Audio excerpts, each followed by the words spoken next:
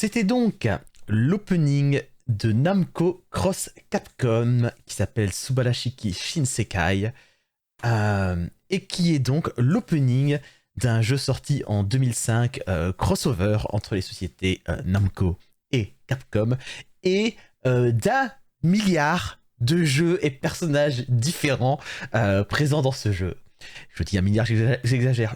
Je dis un milliard, j'exagère un peu, mais quand même presque pas, étant donné qu'en plus de personnages originaux spéciaux pour le jeu, on trouve des personnages de Clonoa, Tower of Druaga, Xenosaga, Wonder Momo, Captain Commando, Darkstalkers, Mega Man, Street Fighter, Dino Crisis, Tekken... bref, beaucoup de séries. Beaucoup de séries. Encore plus de personnages, parce qu'il y a une quantité de personnages absolument folle présentés dans cet opening. Ah oui, King of Fighters, c'est SNK. Ah ouais. Présenté dans cet opening, donc ce Subarashiki Shinsekai, chanté par Flair. Et c'est mon deuxième point fail de la soirée. Je n'ai aucune idée de qui c'est. Je n'ai aucune idée de que cette personne a pu faire d'autre. Je ne sais pas. Voilà. I have no idea. Si quelqu'un sait, envoyez-moi des emails. Je ferai des correctifs avec joie. Mais là... Donc je ne trouve rien sur Flair, mis à part après quelques recherches du coup, que Flair est probablement... quelqu'un qui a déjà collaboré avec Yuzo Koshiro. Et c'est tant bien parce que Yuzo Koshiro est le compositeur de cette musique. Et Yuzo Koshiro, ce n'est pas n'importe qui, hein, c'est une légende de la musique de jeux vidéo. Il est connu pour des BO de Ys, de Streets of Rage, de Shenmue. Voilà, c'est un grand nom de la musique de jeux vidéo. Et les paroles de ce Subarashiki Shinsekai ont été écrites par Soichiro Morizumi, à savoir le scénariste du jeu, qui sera ensuite également réalisateur et scénariste sur ces entre guillemets suites. Pourquoi entre guillemets? Parce que des suites à un crossover c'est compliqué, mais globalement les personnages principaux de ce jeu ainsi que quelques-uns des personnages des séries de Namco et Capcom seront présents dans ce qu'on va appeler les suites, à savoir les Project Cross Zone, des jeux DS dans lesquels cette fois c'est un crossover, entre Namco, Capcom et Sega. D'accord. Voilà. À savoir que le monde de Namco pour ces choses-là est assez passionnant, parce que il faut voir que les personnages originaux de ce jeu qui s'appellent Reiji et Xiaomu sont aussi présents dans Super Robot Wars Gaiden, Mugen no Frontier et sa suite, ce qui veut dire qu'ils font partie d'un univers partagé avec les Super Robot Taisen Original Generation, dans lesquels... Enfin, c'est un bordel monstre. C'est un bordel monstre mais que j'aime beaucoup. Parce qu'ensuite, certains personnages de Super Robot Taisen, Mugen de Frontier, arrivent dans Project Cross Zone. C'est un bordel, c'est fun. Bref, ce générique, qu'en penses-tu? Avant que j'enchaîne sur un petit détail aussi dessus. Écoute, je le trouve très fun. Moi, la musique me parle beaucoup. Et cela dit, je trouve intéressant, mais en même temps, je peux comprendre pourquoi c'est comme ça. Ça commence bien, au début, c'est bien rythmé et tout, l'intro te titille et tout, dit ah ouais, c'est ce qui va se passer, crossover et tout, puis ça nous montre deux personnages que je suppose sont les personnages originaux. Ouais. Et au deuxième couplet, ça commence à partir en couille. Parce qu'il y a trop de personnages et qu'il faut tous nous les montrer en plein d'action. Mais en même temps, la chanson, elle est bien dynamique et tout. Est-ce que ça match? Non, pas forcément, mais ça va... Non, en fait, non, ça match pas le rythme, mais la chanson match bien avec l'action et tout, c'est sympathique. Même s'il y a des moments où la chanson est ralentie et justement ils nous montrent des plans plus ralentis. Donc tu sais, ils ont quand même bien fait ça, mais ça part en couille. C'est pas en couille, c'est partout. Mais moi je trouve ça fun parce que je trouve que c'est entraînant et Ça me rappelle un peu Clamp in Wonderland, que j'adore. J'adore Clamp in Wonderland.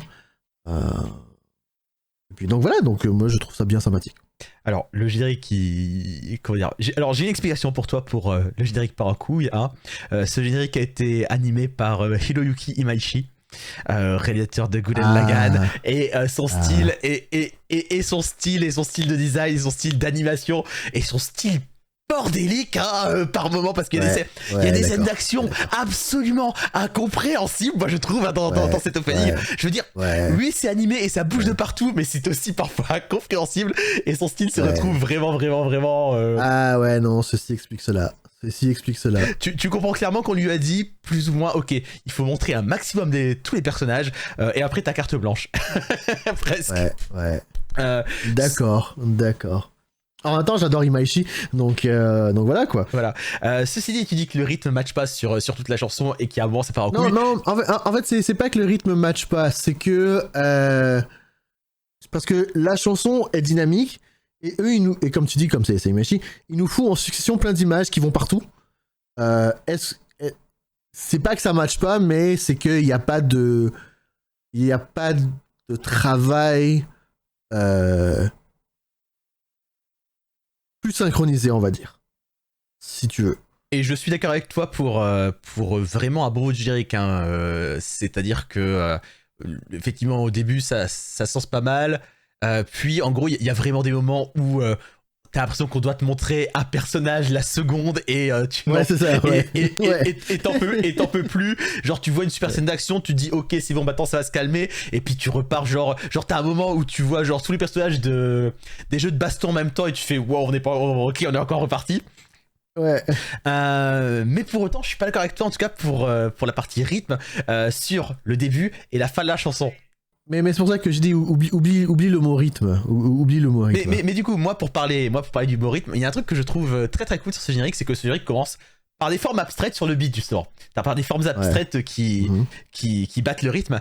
Et je trouve ça très très cool quand en conclusion de générique, alors que tous les personnages sont blessés, fatigués face au grand méchant, tu revois ces formes et c'est révélé comme étant les battements des cœurs des personnages qui sont en train de faire leur mieux.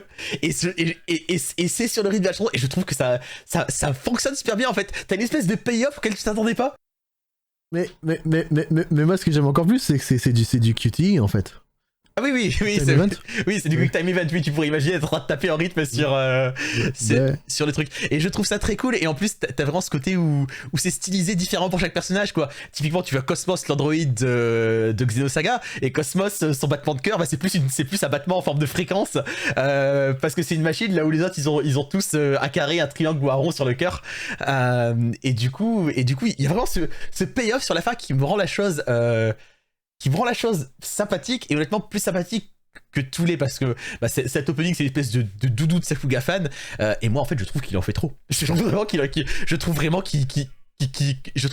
a une espèce d'hyperactivité qui demandait presque à être calmé par moment, quoi.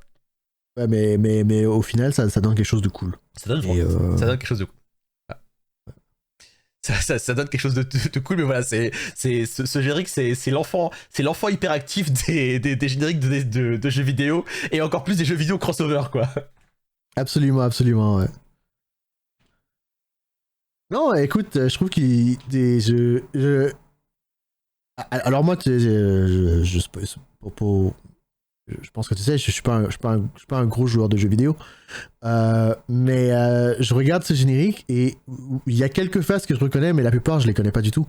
Et malgré cela, je regarde ce générique et j'ai un bon sourire dans la gueule, parce que je me dis putain, mais comment ça va être cool de reconnaître tous ces personnages que tu connais et tout, de les voir ensemble, et c'est vrai, ça me donne envie, ça me donne une bonne ambiance.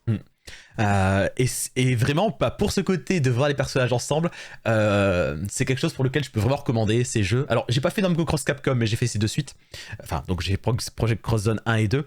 Et c'est des jeux c'est des jeux autant qui ont un gameplay qui devient en fait assez rapidement répétitif.